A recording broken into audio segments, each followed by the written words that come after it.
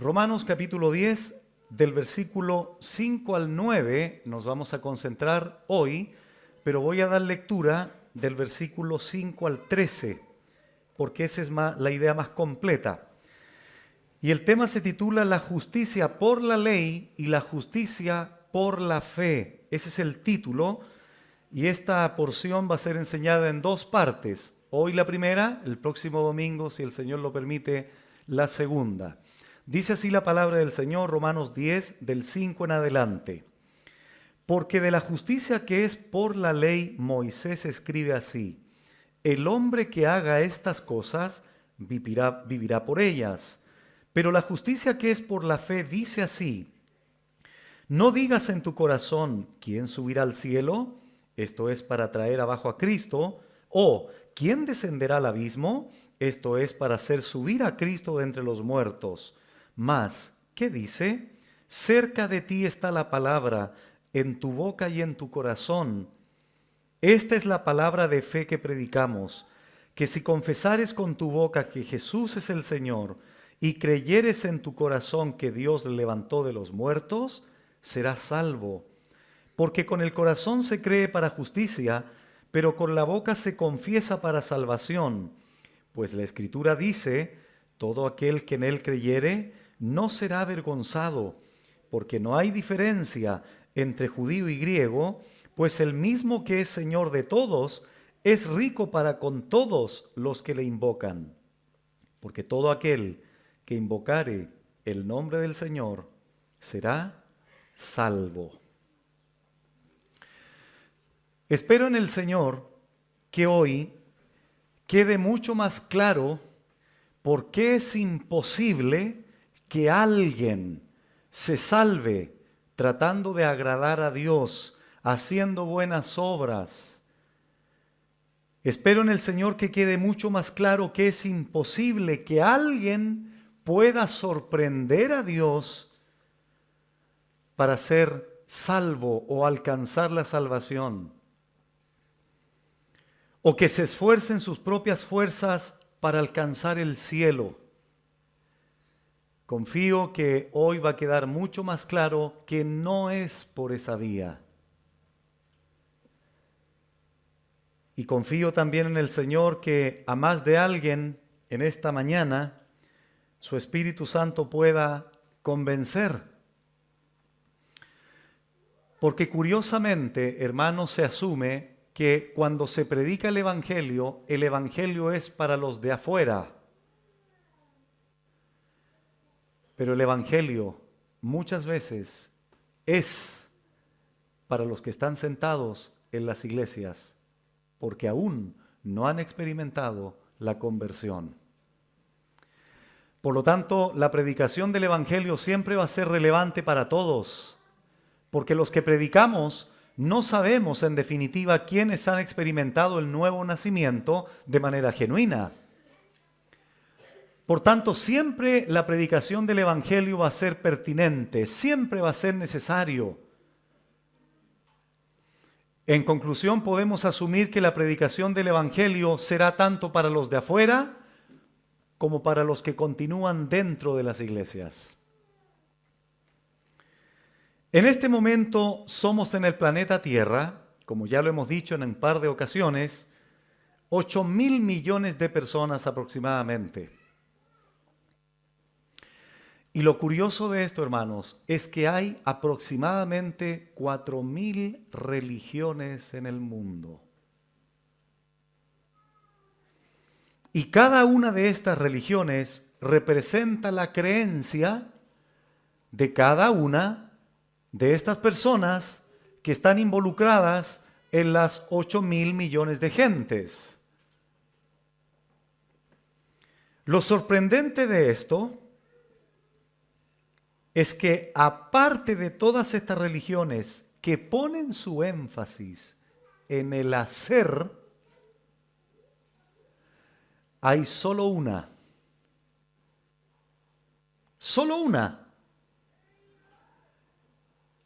y que se sustenta en una persona y en su obra, la que es verdadera y la que es genuina. No es menor pensar que de todas estas 4.000 religiones, con todos sus matices, con todas sus expresiones cúlticas, con todas sus filosofías, con todas sus creencias, todas esas, y a lo mejor otras tantas derivadas de esas 4.000, es que todas están equivocadas. Porque hay solo una, insisto, que es verdadera, auténtica, genuina, y esa única fe se sustenta en la persona, en la obra, en la muerte, en la resurrección de nuestro buen Señor y Salvador Jesucristo.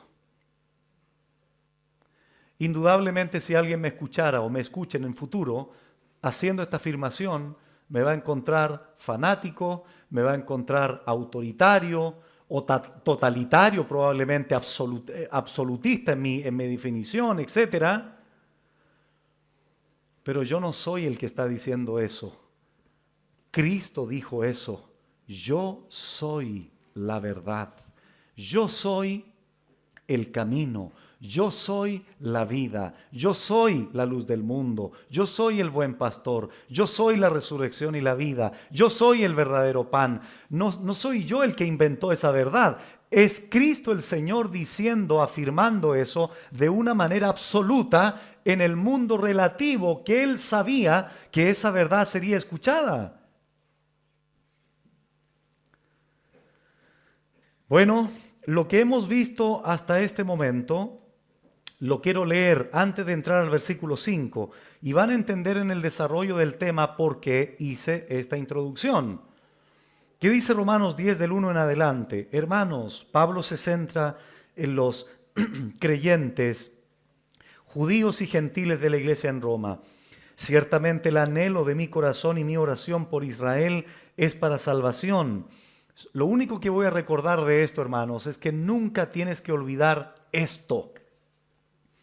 El anhelo y el deseo de tu corazón por la salvación de alguien debe ser sustentado por tu oración sin cesar. No vale de nada delante de Dios que tú me digas, pastor, usted no sabe cuánto anhelo que mi esposo se convierta. Porque inmediatamente te voy a preguntar, ¿cuánto oras por la salvación de tu esposo? No, tengo el puro anhelo, pastor. Pastor, usted no sabe cuánto anhelo que mi hija se salve verdaderamente, porque tengo dudas si es convertida o no. ¿Cuánto oras? Pablo expresa su anhelo por la salvación de los judíos, pero sin dejar a un lado una oración incesante. Y así puedes aplicar eso a cualquier persona no convertida que tienes en tu familia, o algún amigo, algún vecino. ¿Cuánto oramos al Señor, no solo expresando el deseo, sino la oración? Pablo nos da el modelo, Pablo nos da el ejemplo, anhelo por la salvación, pero también una oración. El problema es que nosotros nos aburrimos muy rápido, hermano, de orar. Nos aburrimos muy rápido. Nos cansamos a la semana de orar por aquello que anhelamos. La Biblia no enseña eso. La Biblia enseña que la oración debe ser acompañada de persistencia, de constancia, sin desmayar. Son expresiones que hablan de orar siempre. Pablo dice, porque yo le doy testimonio de que tienen celo de Dios. Estos judíos tenían un fervor por Dios, pero no conforme a un conocimiento adecuado. Eso ya lo explicamos. Porque ignorando la justicia de Dios y procurando establecer la suya propia, no se han sujetado a la justicia de Dios. Ese fue el gran pecado de Israel. Ellos querían hacer prevalecer su comportamiento humano, sus obras humanas. Ponían un énfasis en el culto, en la liturgia, pero no en la justicia de Dios imputada a ellos por creer en el Señor. Porque el fin de la ley es Cristo para justicia a todo aquel que cree. Y cuando Pablo en el versículo 4 termina diciendo, porque el fin de la ley es Cristo para justicia a todo aquel que cree, a continuación el apóstol Pablo nuevamente señala esto que vamos a ver a continuación, versículos 5 y 6a. Porque de la justicia que es por la ley de Moisés, escribe así: el hombre que haga estas cosas vivirá por ellas, pero, y aquí aparece otra justicia, la justicia que es por la fe, dice así. Entonces, ¿qué hace Pablo aquí, hermanos? Vuelve a citar a Moisés. Pablo vuelve aquí a acudir en su argumento a Moisés. Y aquí Pablo menciona dos clases o tipos de justicia. ¿Sí lo notaron? La justicia que es por la ley y la justicia que es por la fe. Verso 6. Y hace una distinción muy notable entre la justicia que se basa en la ley y la justicia que se basa en la fe.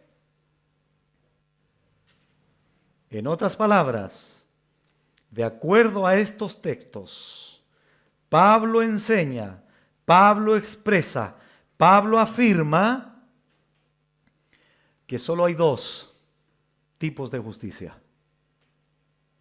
La justicia que es a través o por medio de la ley, esa es una, y la justicia que es por medio de la fe. Esa distinción clara hace Pablo aquí. Veamos entonces la primera justicia, la que es por la ley. Y noten ustedes, hermanos, el versículo 5, cuando al final dice el hombre que haga. ¿Lo notaron? ¿Qué estoy queriendo decir con esto? El énfasis de esta clase de justicia es en el hacer. Por eso Pablo lo expresa a través del verbo haga estas cosas. Ese es el énfasis. La palabra haga aquí en el griego tiene que ver con realizar algo, con llevar a cabo una acción. ¿Por qué? Porque el énfasis, porque lo que Pablo quiere subrayar en este primer tipo de justicia por la ley es en el hacer. El énfasis es en las obras. Ese es un tipo de justicia. En otras palabras, la obediencia a la ley. Ese es un tipo de justicia. Ahora, ¿de dónde se toma Pablo para citar esto? Retrocedamos a Levítico y a Deuteronomio, por favor, para leer dos pasajes aquí. De aquí Pablo extrae su argumento para enseñarlo en Romanos 10, Levítico 18 y Deuteronomio 27. Levítico 18 y Deuteronomio 27. En primer lugar leemos Levítico 18, 5.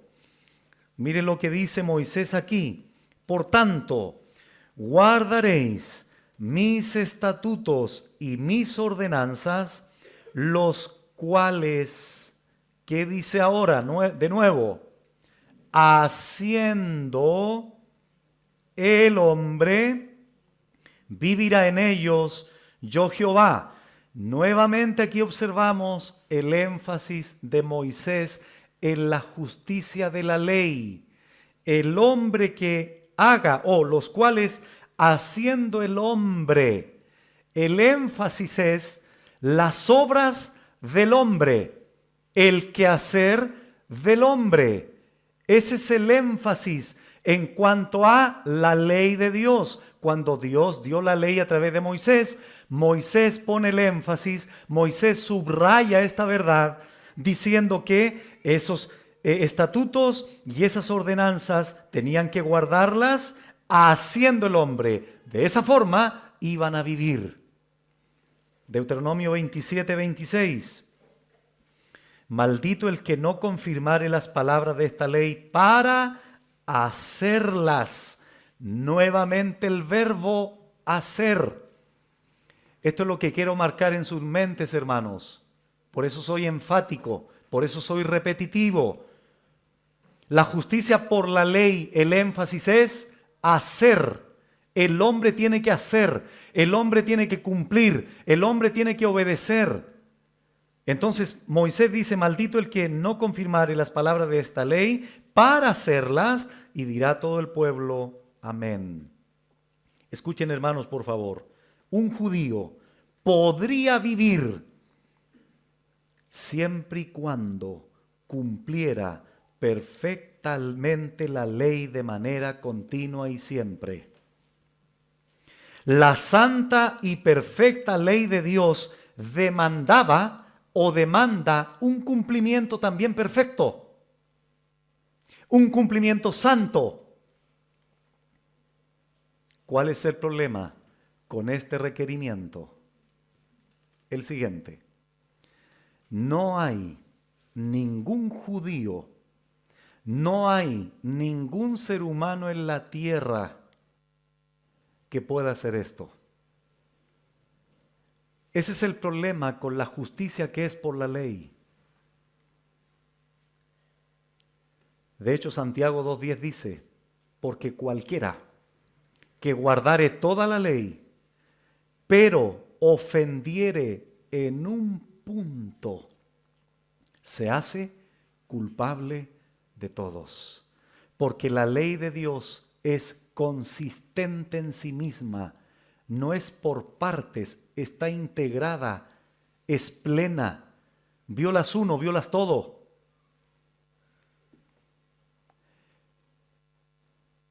He puesto este ejemplo en otras ocasiones y me parece muy beneficioso volver a recordarlo.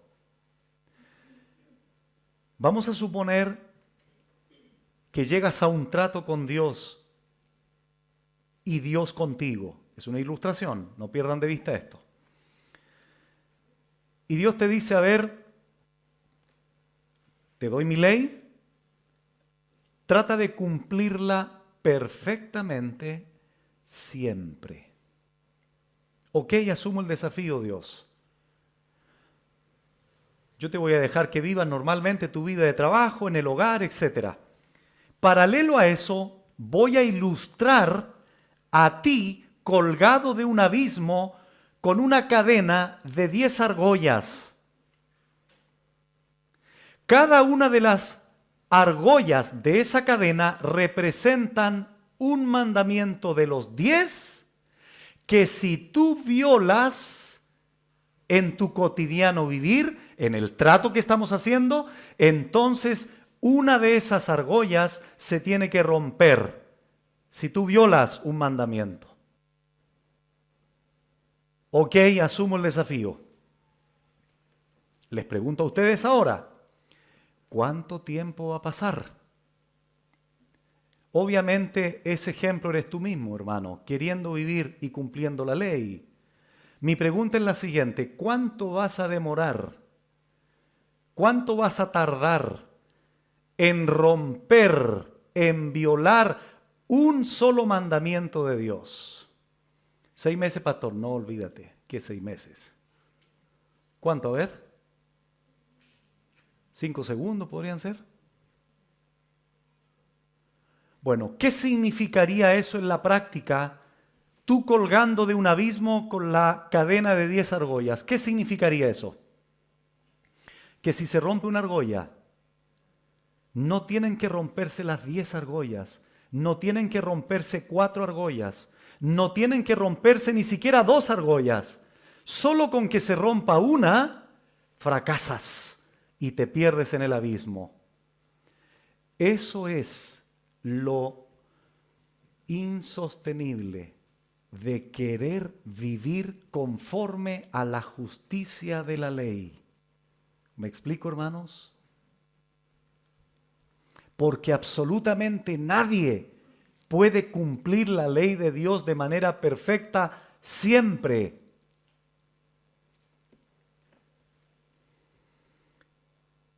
Esta actitud osada de pensar en cumplir perfectamente la ley, la observamos en la Biblia también. Solo dos ejemplos, un intérprete de la ley y el joven rico. En primer lugar, vamos a Lucas 10 para ver el intérprete de la ley. Lucas 10, versículo 25 al 29. Mientras buscan esto, estoy desarrollando la siguiente idea.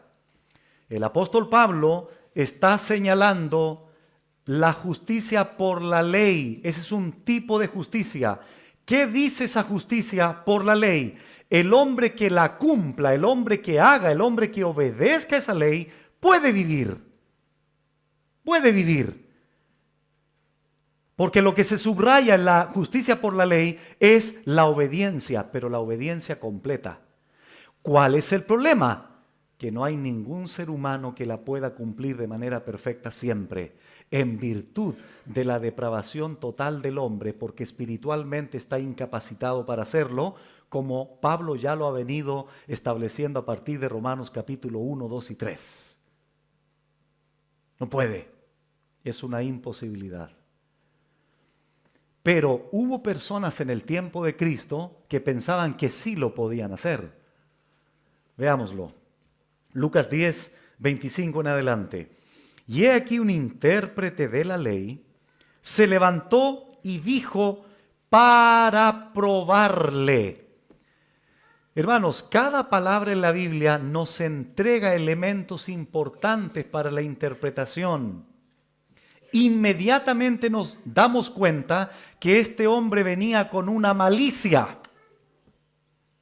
No venía con un corazón humilde, no venía con un corazón receptivo al maestro para someterse a él, para reconocerlo como el Mesías. Venía para probarlo, venía para tentarlo. Ya empezamos mal, podría decir alguien, ¿no? Vino con esa intención. Entonces ya tenemos una mirada diferente a este hombre. ¿Qué le dijo, maestro? Y noten qué le pregunta este hombre. ¿Haciendo qué cosa? ¿Haciendo qué cosa heredaré la vida eterna? ¿Me están entendiendo cuando digo que en la mente de algunos en Israel, bueno, en la mayoría, estaba esto de ¿qué tengo que hacer para? Y se enfrenta con el maestro para probarlo. ¿Qué le dice el Señor? 26. ¿Qué está escrito en la ley? ¿Cómo lees? ¿Por qué Cristo le dice, qué está escrito en la ley? Bueno, porque era intérprete de la ley, ¿no? Debía saberlo. 27. El intérprete de la ley le responde y le dijo, amarás al Señor tu Dios con todo tu corazón y con toda tu alma y con todas tus fuerzas y con toda tu mente y a tu prójimo como a ti mismo. Cristo le responde, bien has respondido. Y miren lo que le dice el Señor. Ok, intérprete, te sabe muy bien la ley, se resume en estos dos. Ok, haz esto y vivirás. Cumple esto perfectamente. 29.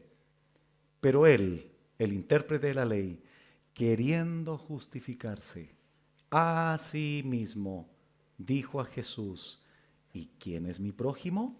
Y de ahí viene la parábola que el Señor le cuenta, donde le demuestra quién era su prójimo y que debía de ayudar. Curiosamente la Escritura no señala si este hombre lo hizo o no. Podríamos deducir que no lo hizo por la forma en que se planteó al maestro, por querer tentar al maestro, por querer probar al maestro. Pero ¿qué estaba en la mente de este intérprete? Haciendo qué heredo la vida eterna. Cristo le dice, haz eso que tú mismo me estás diciendo, amar al Señor tu Dios con todo tu corazón, con todo. ¿Eso lo podía cumplir el intérprete de la ley? No.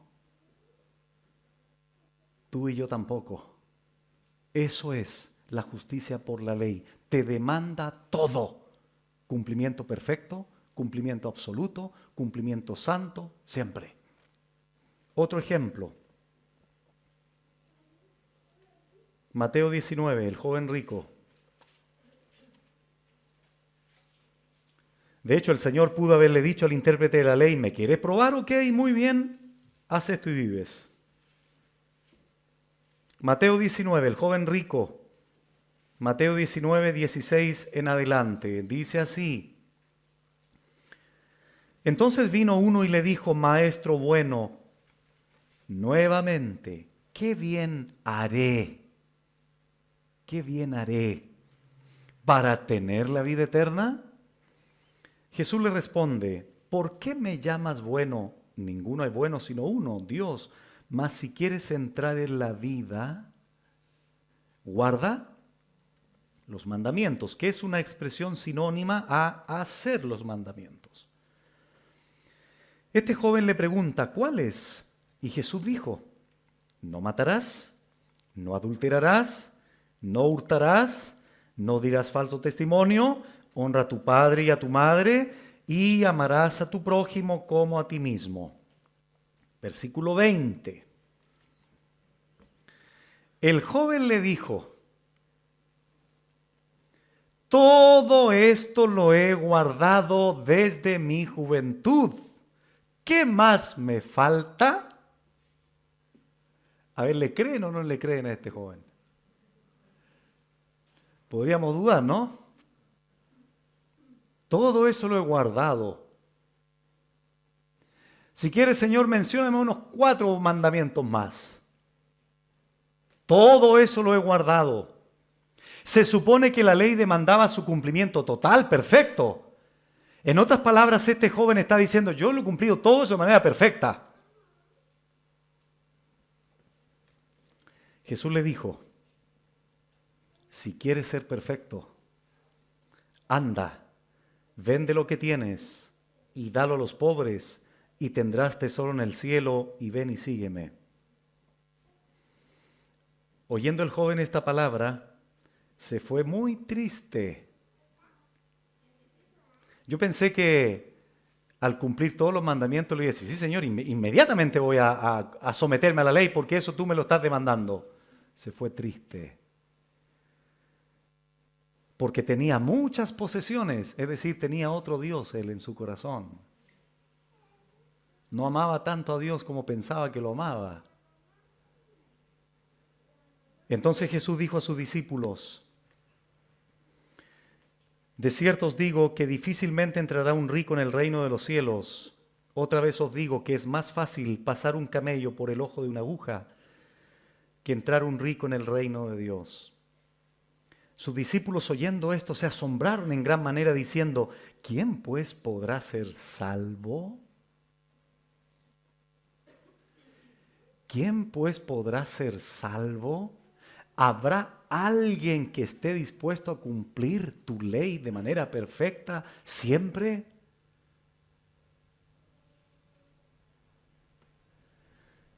Y atención, porque esto, hermanos, es lo que explica todo lo que dije anteriormente. 26. Y mirándolos Jesús les dijo, para los hombres esto es imposible. Para los hombres esto es imposible. Mas para Dios todo es posible.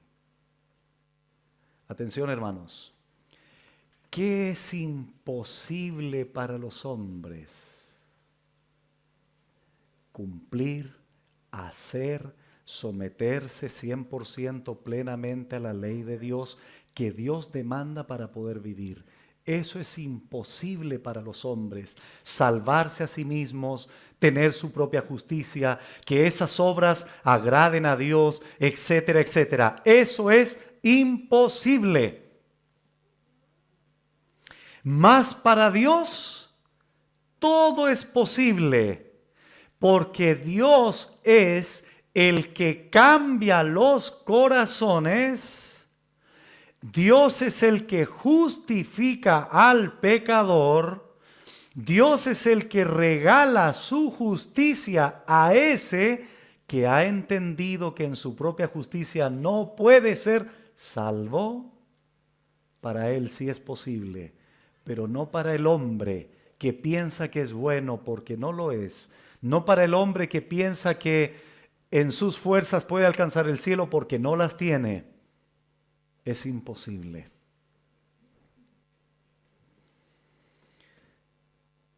Todo aquel que quiera alcanzar esta justicia que es por la ley, debe obedecer al pie de la letra, de manera perfecta siempre, para alcanzar la vida.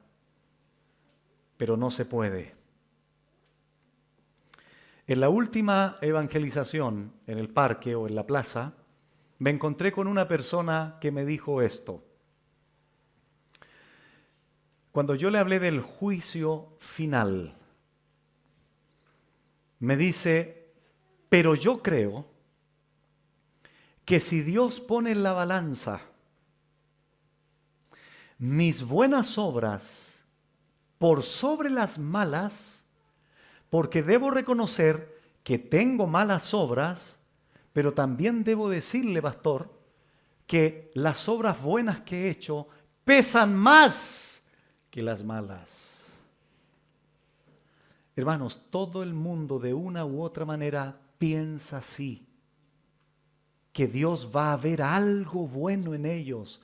El problema es que esta gente no entiende que no tenemos nada bueno. Estamos destituidos de la gloria de Dios.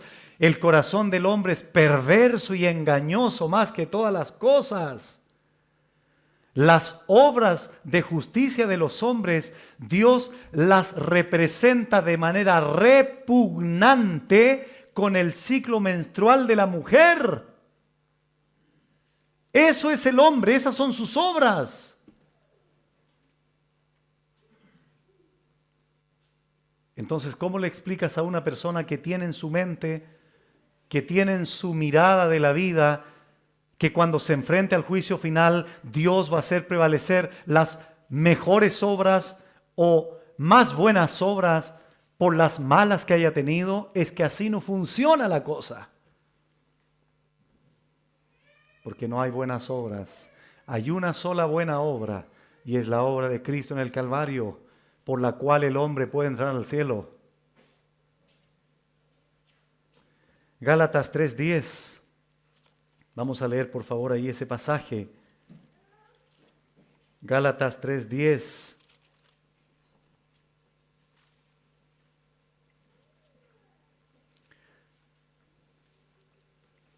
Y sin lugar a dudas pude haberle dicho esto a esta persona.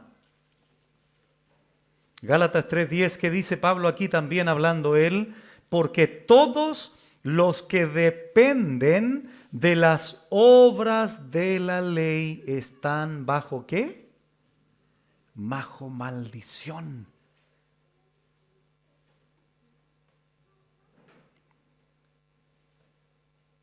Pues escrito está, maldito todo aquel que no permaneciere en todas las cosas escritas en el libro de la ley para hacerlas.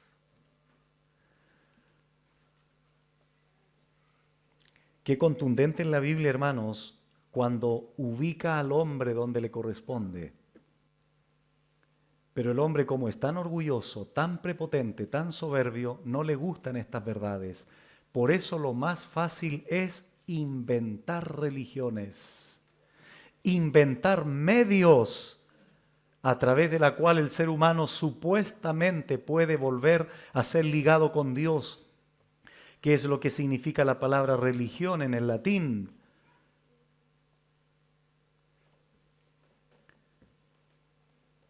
Antes de continuar, debo decir lo siguiente. Todas las religiones anteriormente señaladas en la introducción están dentro de esta justicia que es por la ley, con todos los matices que cada una de ellas pueda tener.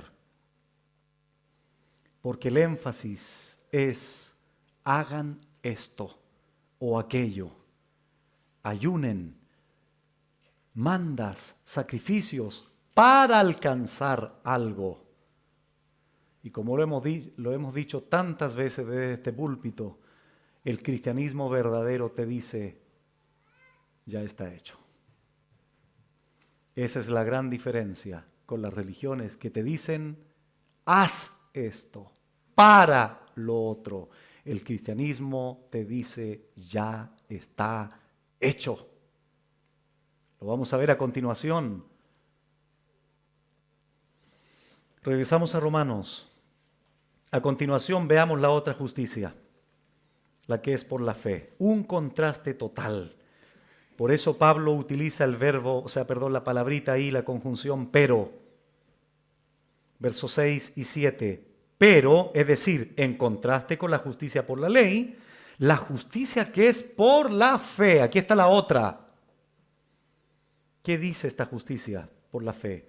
No digas en tu corazón quién subirá al cielo. Esto es para traer abajo a Cristo. O quién descenderá al abismo. Esto es para hacer subir a Cristo de entre los muertos. Vamos a explicar esto a continuación. Entonces aquí aparece en escena la justicia que es por la fe. Y curiosamente Pablo aquí personifica la justicia que es por la fe. Es decir, la justicia que es por la fe es como si fuera una persona que está hablando algo, que está diciendo algo. Ahora, ¿de dónde se toma Pablo para citar este texto? Cuando él dice, por ejemplo, no digas en tu corazón, esa es una porción bíblica del Antiguo Testamento. Y después cuando dice, ¿quién subirá al cielo?, etcétera, es otra porción bíblica. Vamos a verlo rápidamente. Deuteronomio 9 y después Deuteronomio 30, para entender un poquitito más a qué se está refiriendo Pablo y por qué aplica esto de Deuteronomio a Romanos 10. En primer lugar, Deuteronomio 9, 4 y 5. Esto lo leímos en la enseñanza anterior, por tanto vamos a recordar solo algo. Deuteronomio 9, 4. ¿Cómo inicia aquí Moisés? No pienses en tu corazón. ¿Cómo dijo Pablo en Romanos 16? No digas en tu corazón. Entonces se toma de la misma expresión de Deuteronomio 9, pero en Deuteronomio 9 es otro contexto histórico, obviamente. Recordémoslo. No pienses en tu corazón cuando Jehová tu Dios los haya echado delante de ti diciendo, por mi justicia. Es decir, Israel no debía pensar esto. Por mi justicia me ha traído Jehová a poseer esta tierra, pues por la impiedad de estas naciones Jehová los arroja delante de ti. No por tu justicia, Israel, ni por la rectitud de tu corazón entras a poseer la tierra de ellos, sino por la impiedad de estas naciones Jehová tu Dios las arroja delante de ti, y para confirmar la palabra que Jehová juró a tus padres Abraham, Isaac y Jacob. Israel entiende bien. No digas en tu corazón, no pienses en tu corazón que es por tu propia justicia que ustedes van a entrar a la tierra prometida. No piensen eso porque no es por eso. ¿Entendido, Israel? Sí, bueno, no sé si lo entendió Israel, parece que no, porque fue rebelde. Resulta que Pablo ahora en Romanos 9:6 está hablando de otra justicia.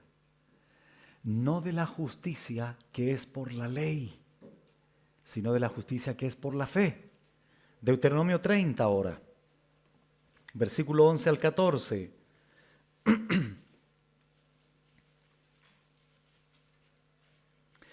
Dice, porque este mandamiento que yo te ordeno hoy no es demasiado difícil para ti, ni está lejos.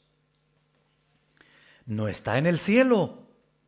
Aquí Moisés se está refiriendo a la ley de Dios. No está en el cielo para que digas, ¿quién subirá por nosotros al cielo y nos lo traerá y nos lo hará oír para que lo cumplamos? Ni está al otro lado del mar, la ley de Dios, para que digas, ¿quién pasará por nosotros el mar para que nos lo traiga y nos lo haga oír a fin de que lo cumplamos? Porque muy cerca de ti está la palabra en tu boca y en tu corazón para que la cumplas. Israel recibió en sus manos la ley de Dios. No tenían que cruzar el mar para ir a buscarla, no tenían que ascender al cielo para ir a buscar la ley. Dios descendió del cielo en el Sinaí para darles la ley. La tenían en su boca, en su corazón, en sus manos. estaba cercana a ellos, estaba a su alcance. Eso es lo que les está queriendo decir a través de esta expresión Moisés. Pero Pablo toma esa verdad de Deuteronomio 30 y Deuteronomio 9, la introduce ahora a Romanos 10, perdón, y comienza ahora a aplicarla a la iglesia en Roma. Regresemos nuevamente a Romanos 10. Pero la justicia que es por la fe dice así: no digas en tu corazón, lo mismo que dijo Israel en Deuteronomio 9, ¿quién subirá al cielo? ¿Quién descenderá al abismo? La diferencia es que ahora aquí Pablo lo atribuye a Cristo, no a la ley. ¿Quién va a subir al cielo a traer a Cristo ahora? Pero en Deuteronomio 30 se atribuyó a la ley. Aquí ahora Pablo lo está aplicando a Cristo. ¿O quién descenderá al abismo? Esto es para hacer subir a Cristo entre los muertos. Un comentarista comenta lo siguiente, cito: Moisés le dijo a los judíos que no tenían que trabajar duro ni hacer gran cosa como cruzar el mar para tener y conocer los mandamientos. Dios, por medio de Moisés, puso el conocimiento de su voluntad a su alcance. Asimismo, Pablo dice que el hombre no tiene que trabajar duro ni hacer gran cosa para tener y conocer a Cristo y su mensaje. Al mandar a su Hijo del cielo a la tierra y al resucitarlo del abismo, Dios puso la salvación a su alcance. Citando a Moisés, Pablo ha establecido un paralelo entre la ley y Cristo para enseñar que el ser humano no ha hecho nada para recibir ninguno de los dos. Aún la ley llegó por la gracia de Dios y no por las sombras del hombre. Fin de la cita. Entonces, ¿qué está diciendo Pablo en Romanos 10? Cuando él dice, no digas en tu corazón quién subirá al cielo. En otras palabras, subir al cielo para traer nuevamente a Cristo a la tierra. ¿Para qué van a hacer esto? Pablo enseña, si ya Cristo había venido. Cristo ya había sido una realidad años atrás, unos 30 años atrás aproximadamente. Cristo ya había venido. ¿Para qué subir al cielo? ¿Para qué quieren traer abajo a Cristo si Él ya vino? O la otra pregunta, ¿quién descenderá al abismo? Esto es, para hacer subir a Cristo de entre los muertos. ¿Para qué van a hacer esto si Cristo ya resucitó? Esa es la idea. Contexto de Deuteronomio 9 y Deuteronomio 30. ¿Para qué van a cruzar el mar? ¿Para qué van a ir a buscar la ley allá? ¿Para qué ustedes quieren subir al cielo y traer la ley si Dios ya se las dio por medio de ángeles, por medio de un mediador que fue Moisés? Si ya la tienen ahí. Contexto Romanos 10, en Roma. ¿Para qué quieren subir al cielo y traer abajo a Cristo si Él ya vino y murió en la cruz? ¿Para qué quieren descender al abismo y sacarlo del abismo y traerlo a la vida si Cristo ya resucitó?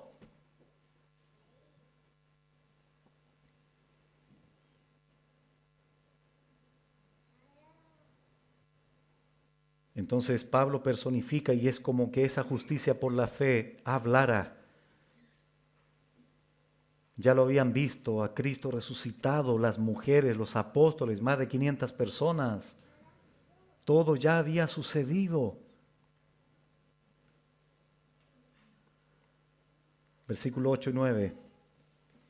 ¿Mas qué dice? Cerca de ti está la palabra. Esto es lo que leímos en Deuteronomio 30. En tu boca y en tu corazón. Esta es la palabra de fe que predicamos, que si confesares con tu boca que Jesús es el Señor y creyeres en tu corazón que Dios le levantó de los muertos, serás salvo. Ese es el contenido de la justicia que es por la fe. No tiene nada que ver con la justicia que es por la ley, que subraya las obras, el hacer. No, la justicia por la fe está centrada en Cristo y en su obra, en lo que Él hizo, no en lo que nosotros podamos hacer.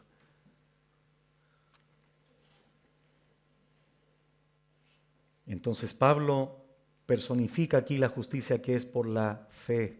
Y primero dice que ella no dice esto, pero ahora sí lo dice.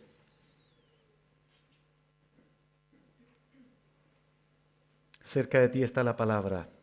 ¿Cuál es esa palabra de fe que predicamos? ¿En qué consiste la justicia que es por la fe? ¿Cuál es el contenido de esa palabra de fe? El Evangelio. El Evangelio de nuestro Señor Jesucristo. Su obra redentora, su vida, su muerte, su resurrección. Todo eso concentra lo que es la justicia por la fe. La justicia por la fe se sustenta en una persona que está fuera de nosotros, para que eso que está fuera de nosotros se acredite a nuestra cuenta y ya sea parte de nosotros. Nuestra justicia propia son como trapos de inmundicia. A través de esas justicias por obras nuestras no podemos alcanzar el cielo. Por eso necesitamos la justicia externa a nosotros. ¿Cuál es esa justicia externa? La justicia que es por la fe.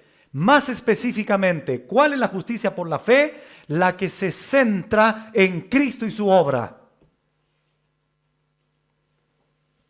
Y en el versículo 9 hay dos demandas dignas de análisis y una promesa digna de gozo y agradecimiento. ¿Cuáles son esas dos demandas de esa palabra de fe o del Evangelio? Versículo 9, que si confesares con tu boca que Jesús es el Señor, número 1, número 2, si creyeres en tu corazón que Dios le levantó de los muertos. ¿Cuál es la promesa digna de gozo y agradecimiento? Versículo 9 al final, serás salvo. No por cumplir ciertas obras de la justicia de la ley, sino por confesar y creer. En eso consiste la justicia que es por la fe. Confesar y creer. ¿Te das cuenta la diferencia abismal entre una justicia y la otra? ¿Has notado la diferencia tan grande entre la justicia que es por la ley, que se concentra o subraya el énfasis de las obras, hacer, portarse bien, etcétera, etcétera, cumplimiento absoluto, una demanda, un requerimiento total, pleno de la ley, donde todo el esfuerzo recae en el hombre, y la otra justicia que es por la fe? Que alguien podría decir, simplemente, pastor, es confesar y creer. Simplemente, no tan simplemente. Porque ese simplemente se podría transformar en la pérdida de tu propia vida por confesar y creer en eso simple que parece ser.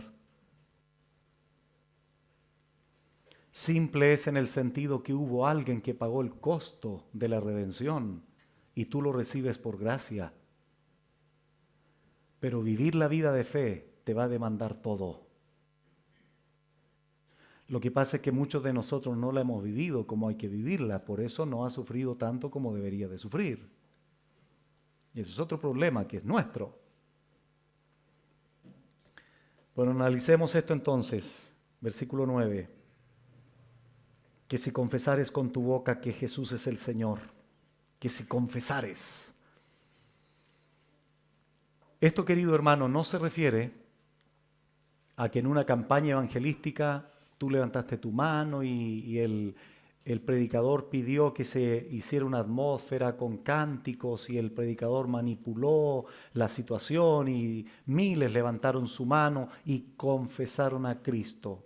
Eso es no, negativamente no, valga la redundancia, me genoito podría decir, en ninguna manera. La confesión que Pablo está hablando aquí hay que tomarla en el contexto del Imperio Romano y de la autoridad del César, ¿Qué significaba confesar a Cristo aquí en el 57 después de Cristo, gobernando Nerón o Calígula o Adriano o cualquier otro emperador? ¿Qué significaba eso cuando el César convocaba a todos los creyentes a rendirle culto a él? ¿Qué pasaba con el que no le rendía culto? Leones, muerte, tortura. Ese es el trasfondo aquí de confesar. Confesar que Jesús es el Señor, no el César. No es simplemente, sí, creo en el Señor, sí, acepté a Cristo, la famosa frase. No, hermanos, la confesión aquí involucra la vida, la confesión aquí involucra el sufrimiento, la confesión aquí involucra la tortura por causa de Cristo. Eso es confesar al Señor. Homologeo en el griego, decir lo mismo, estar de acuerdo. ¿Qué cosa? ¿Estar de acuerdo en qué? Que Jesús es el Señor. El César, tercer plano. El César, cuarto plano. Había que someterse al César en otras cuestiones civiles, indudablemente. Pero todo aquello que trastocara el señorío, la adoración, el culto a nuestro Señor Jesucristo, entonces el César tenía que pasar a segundo, tercer plano. Entonces, querido hermano, parece que a alguno de nosotros se nos ha olvidado que la confesión de Cristo como nuestro Señor no es solamente en el momento de la conversión. Tu Señor se transforma en tu Señor hoy, a la tarde, mañana en la tarde, mañana en la noche, el martes en la mañana, martes en la tarde, martes en la noche. Hay momentos, hermanos, cuando yo converso con hermanos y te acercas a un hermano y dices, hermano, hay que congregarse, es pecado no congregarse, pero pastor, usted, es que no soy yo, tu Señor te dice que tienes que congregarte, no soy yo, ¿me explico? Él es tu Señor, Él es tu amo que te manda que te congregues. Oye hermano, bueno, trata a tu esposa como tiene que tratar, pero pastor, usted, es que no soy yo. Él, que es tu Señor, que tú has confesado como tu Señor, es el que te manda a tratar a tu esposa como tienes que tratarla. Es que, pastor, usted tanto que insiste que la esposa, o cuando conversa con una hermana, que hay que someterse al esposo, es que no soy yo. Es el Señor, es tu curios, el que te enseña, el que te manda que tienes que someterte a tu esposo. Porque si confesares que Jesús es el Señor de mi vida particular, entonces serás salvo. Viene el joven, pastor, usted tanto que insiste en que no me case con un incrédulo, es que no soy yo, es el Señor. Entonces yo podría decir al joven, bueno, ¿tú confiesas a Cristo como tu Señor o no? ¿Qué te dice su Señor? Que no me una con un incrédulo. Entonces no soy yo el que te manda eso. Yo no soy el Señor de ustedes. El Señor de ustedes es Jesucristo, no yo. Esto es lo que me refiero cuando digo que nos hemos olvidado de que ese Señor, el amo absoluto de tu vida, no es solamente o no fue en el momento solamente de la conversión. Es cada día, hermano. Hermano, ¿cómo está tu vida de oración? Pastor, usted tanto que insiste en eso. Es que no soy yo. Tu Señor es el que te manda a orar sin cesar. ¿Te das cuenta que la connotación cambia cuando entiendes que es tu Señor el que supuestamente ha confesado, el que te manda a hacer eso? Ningún pastor es Señor de la iglesia. Cristo es el Señor de la iglesia. Y nuestra responsabilidad es guiar al pueblo de Dios conforme a lo que el curios, el Señor, el que manda. Eso es solamente lo que tenemos que hacer nosotros. Pero no somos dueños de las ovejas. Él es el Señor. Y Pablo sigue diciendo, y creyeres en tu corazón que Dios le levantó de los muertos. Creyeres en tu corazón, todo viene de la profundidad del alma y eso se expresa a través de los labios o de la confesión verbal que en el contexto, repito, del Imperio Romano les costaba la muerte, tortura, persecución, sufrimiento. Fe y confesión son o debieran ser inseparables. Entonces, querido hermano, no te olvides, si tú realmente has sido salvo por el Señor es tu Salvador, pero también es tu Señor. Él es el que te manda. Él es el que te demanda obediencia. No son los pastores, es el Señor. El Señor es el que te manda obedecer. Para que tú puedas demostrar, para que puedas expresar la salvación, la mejor forma de hacerlo es precisamente vivir como si Jesús fuera no solo tu Salvador, sino también tu Señor. Otra sería la iglesia, otra sería mi vida, otra sería tu vida, si viviéramos cada día diciendo al Señor, Señor, ¿qué quieres que yo haga hoy? ¿Qué me dice tu palabra? ¿En qué aspecto debo someterme hoy a ti? Otra sería la iglesia, otra sería tu vida cristiana, otro sería tu nivel, por decirlo de alguna forma, de cristianismo que vives. El problema es que nuestro Señor es nuestro Señor solo en cosas que nos convienen. Es mi Señor cuando me aumentaron el sueldo en el trabajo. Ese es mi Señor, podría decir uno. Pero no sé si seguimos considerándolo como Señor cuando el Señor mismo me quitó el trabajo, por ejemplo. Porque el mismo Señor que puede aumentar el sueldo es el mismo Señor que puede quitarte el trabajo.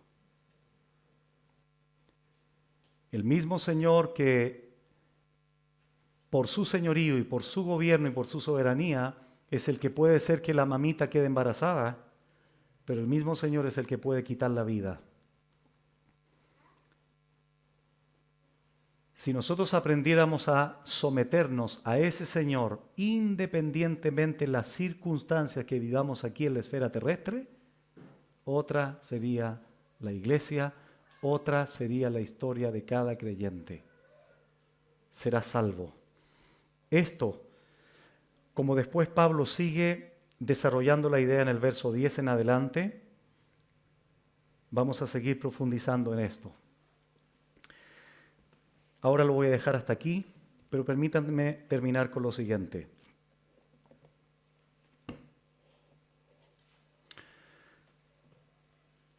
Todos nosotros, hermanos, sin excepción, partiendo de la base que seamos creyentes, tenemos que entender lo siguiente. La obediencia mayor, la dependencia mayor que nosotros podamos tener de ese que decimos que es nuestro Señor, nuestro amo, se comienza a desarrollar y se comienza a cultivar con acciones pequeñas, con acciones que parecen insignificantes. ¿Me explico? No esperes orar sin cesar media hora diaria, 1 hora diaria, si ni siquiera agradeces a Dios por los alimentos, si ni siquiera encomiendas a Dios cuando viajas, si ni siquiera oras en la noche al dormir con tus hijos, si ni siquiera oras así de corto por un hermano cuando te dijo que estaba mal al final del culto. Toda obediencia mayor se cultiva con acciones pequeñas, con acciones prácticas, con acciones insignificantes, alguien podría decir. Querido hermano, nosotros puede llegar el momento donde Dios nos comience a demandar un sometimiento mucho más expuesto y de sufrimiento que el que hasta ahora, si alguien ha sufrido por Él, ha vivido. La pregunta es la siguiente: si no hemos sido capaces de vivir sometidos a ese Señor en cuestiones menores, ¿esperas el día de mañana, cuando nos comiencen a perseguir, por ejemplo, si el Señor lo permite, que vas a ser fiel a ese Señor y lo vas a confesar de manera verdadera y genuina? La respuesta es no. Porque la promesa es que el que es fiel en lo poco, en lo mucho, ¿qué? Será fiel también. ¿Y cuál es la lógica? Si no eres fiel en lo poco, ¿esperarás ser fiel en lo más? La respuesta es no. Y finalmente ahí vamos a demostrar de qué estuvimos hechos o de qué estamos hechos. Querido hermano, yo no sé, o querida visita que nos acompañas en esta mañana o en esta tarde, yo no sé si ya eres salvo, yo no sé si ya has confesado a Cristo y si crees que Jesucristo fue levantado de entre los muertos, no lo sé. Pero Dios te dice en este momento lo mismo que Pablo dijo a los romanos: confiesa a Cristo en esta tarde, cree que Jesucristo murió en una cruz en tu lugar por tus pecados, pero Él te demanda arrepentirte de tus pecados y que te rindas a Él, a su señorío en esta tarde y comiences a vivir para Él. Porque si no es así, la Biblia dice que Él ha establecido un día donde va a juzgar a todos los seres humanos. Por eso Él manda a todos los hombres en todo lugar, Hechos 17:30, que se arrepientan de sus pecados, porque Cristo vendrá a juzgar. Arrepiéntete, cree en el Señor Jesucristo y la promesa de gozo, Romanos 10:9, serás salvo. Oramos. Padre bendito, gracias por tu palabra, gracias porque tú has sido fiel, gracias porque tú nos enseñas, gracias Señor porque tú eres no solo nuestro Salvador. Ayúdanos a entender, Señor, cada día que tú eres nuestro Señor, nuestro amo absoluto, quien nos demanda obediencia total. A pesar de todas las circunstancias, situaciones, experiencias, vivencias que tengamos, tú eres nuestro Señor. No nosotros, el Señor de nuestra propia vida, como lamentablemente muchas veces lo expresamos en nuestra vida cotidiana. Ayúdanos, Señor, a someternos verdaderamente a tu señorío y demostrar de esa manera que realmente nos has salvado en tu gracia a través de la justicia que es por la fe. Nuestros corazones, Señor, han recibido tu palabra y a continuación queremos también tener el privilegio, tener la bendición de ser invitados a tu mesa a compartir el pan y el vino, conmemorando ese sacrificio glorioso, redentor allí en el Gólgota, pero también entendiendo que te levantaste de entre los muertos y has prometido llevar a tu iglesia, a tu presencia, has prometido venir a este mundo, a juzgar al mundo. Gracias, Señor, por este tiempo maravilloso de instrucción en tu palabra. Te agradecemos en Cristo Jesús. Amén.